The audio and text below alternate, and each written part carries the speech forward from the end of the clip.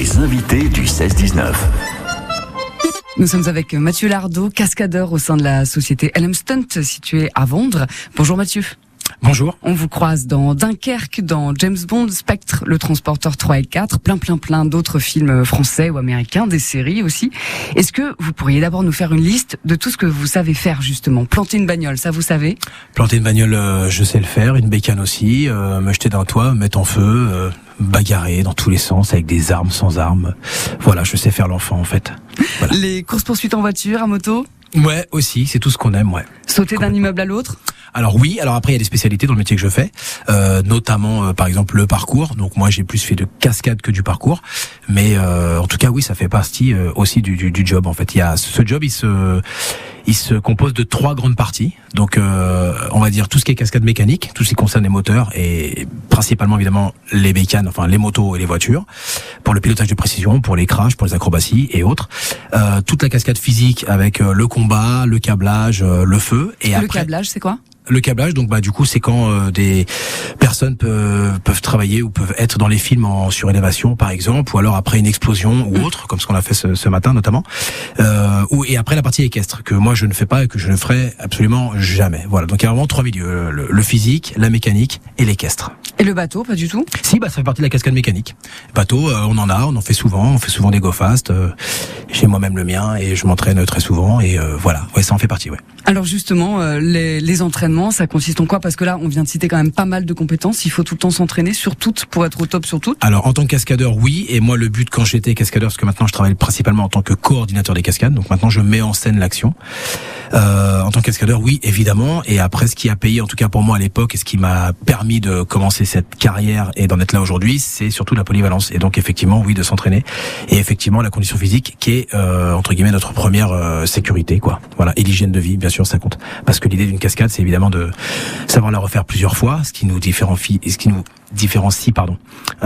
des autres en tant que professionnels, et surtout après le rythme à encaisser, parce que sur les gros films en fait on part souvent plusieurs mois et on travaille entre 6 et 7 jours sur 7, notamment sur les gros films américains. Donc là, si on n'a pas de conditions physiques, ça peut pas durer et on finit par se blesser ou par blesser les autres. Est-ce que ça vous arrive parfois de devoir faire un petit peu entre guillemets caméraman s'il faut filmer une course-poursuite, s'il faut bien qu'il y ait quelqu'un sur la moto à côté? Oui, bien sûr. Donc après il y a la seconde unit, donc c'est le fait entre guillemets de prévoir l'action, de la chorégraphie, de la filmer et de la livrer clé en main du coup au monteur ou au réalisateur. Ou alors après ce qu'on fait aussi, parce que j'ai aussi cette partie là dans la société, ce qu'on a monté, hein, j'ai rien fait tout seul, c'est vraiment un métier d'équipe.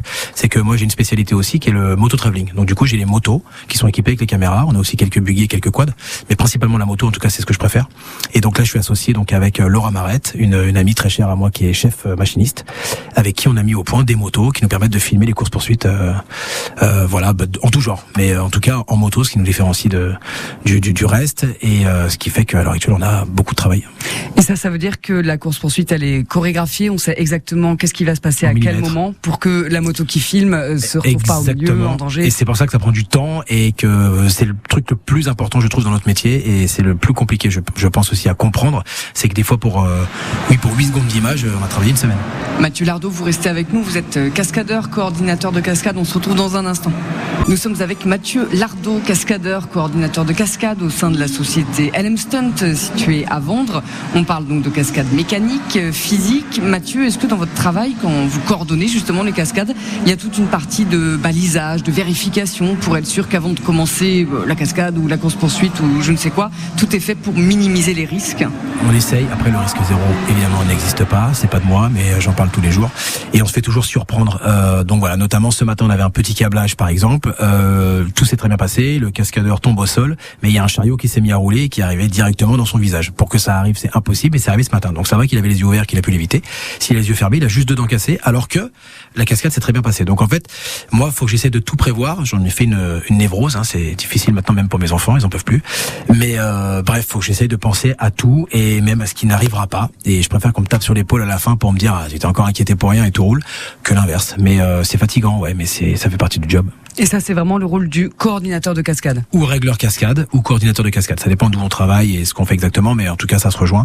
Et oui, c'est vraiment de mettre en scène l'action, de tout prévoir, de tout penser. Avec les comédiens, avec les angles, avec les focales à respecter, avec les réalisateurs, avec les cascadeurs, avec les véhicules ou pas. Et une fois qu'on dit action, on espère qu'on a pensé à tout.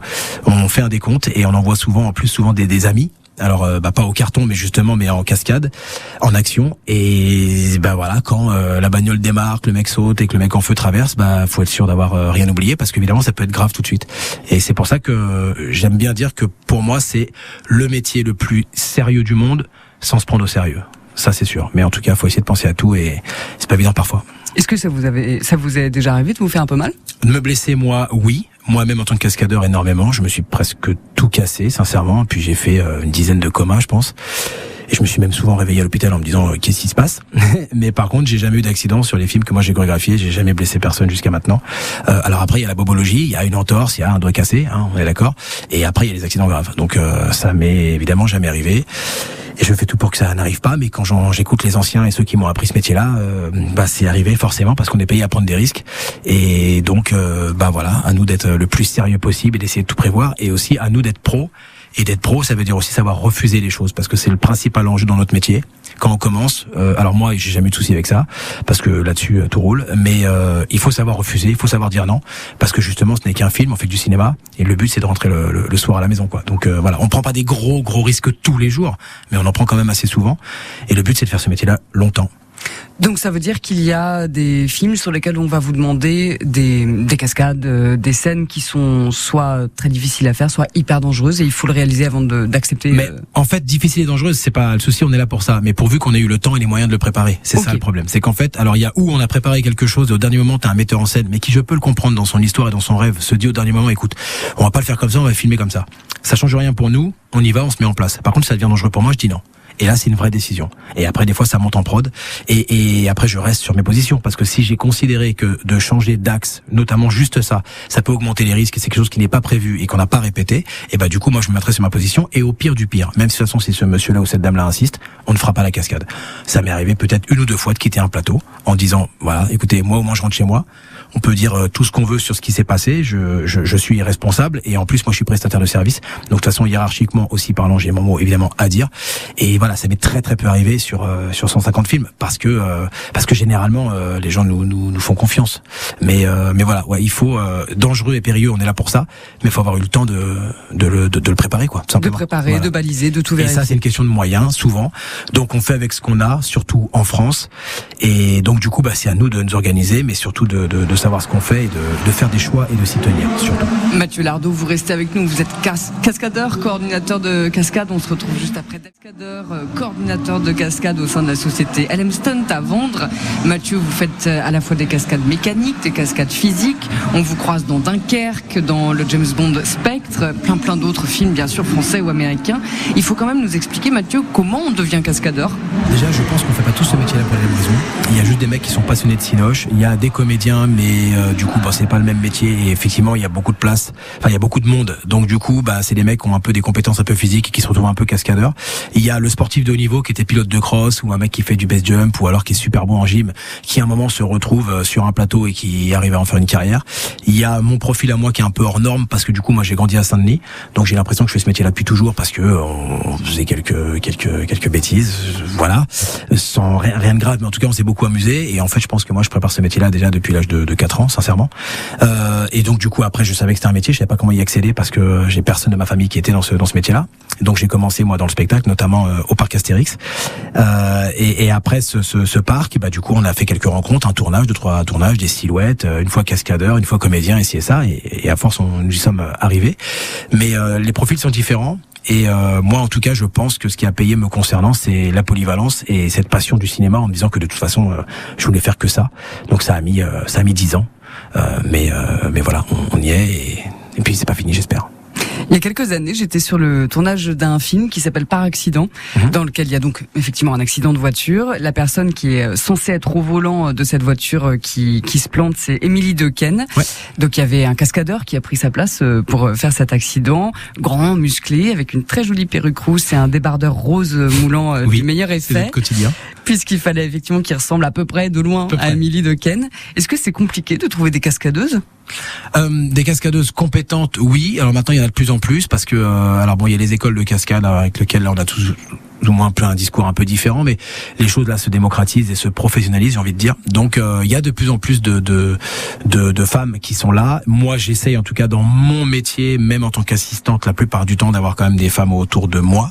Et en tant que cascadeuse, maintenant, c'est vrai que la plupart des scénarios que je reçois, à chaque fois qu'on parle de méchants, qu'on parle de pilotes, la plupart du temps, c'est quand même pour des garçons.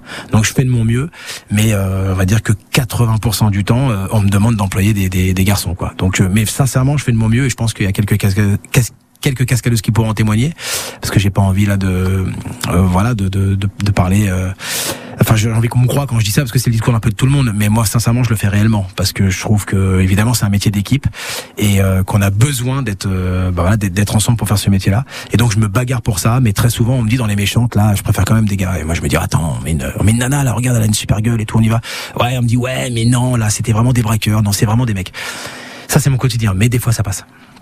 Est-ce qu'il y a des récompenses de la meilleure cascade? Parce qu'on parle toujours de meilleur scénariste, meilleur acteur et meilleure cascade. Pas en France, pas encore. On se bat pour et on se bat pour c'est un sujet. Bien sûr. Il y a une fédération aussi qui a été faite dans laquelle moi je me suis beaucoup investi aussi, notamment avec des gens comme Christophe Marceau, avec des gens comme Laurent Domianov, avec des gens professionnels dans ce métier-là, qui ont essayé ça a capoté encore une fois de plus. C'est le 3e syndicat, je crois, en 30 ans qui se crée. Mais le problème, c'est que c'est toujours pareil. On fait pas tous ce métier-là pour les mêmes raisons. Donc ça avance, mais en tout cas, dans notre pays, c'est encore, on est encore en retard là-dessus.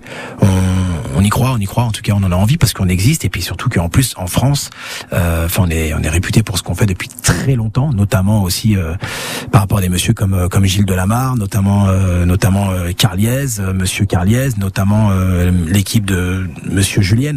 C'est des gens qui, moi, je regardais avec des grands yeux quand j'étais gamin, mais eux ont fait des James Bond. Moi, j'étais pas né. Donc en fait, on a une super réputation, nous les Français aussi à travers le monde, mais on est en retard de ce côté-là.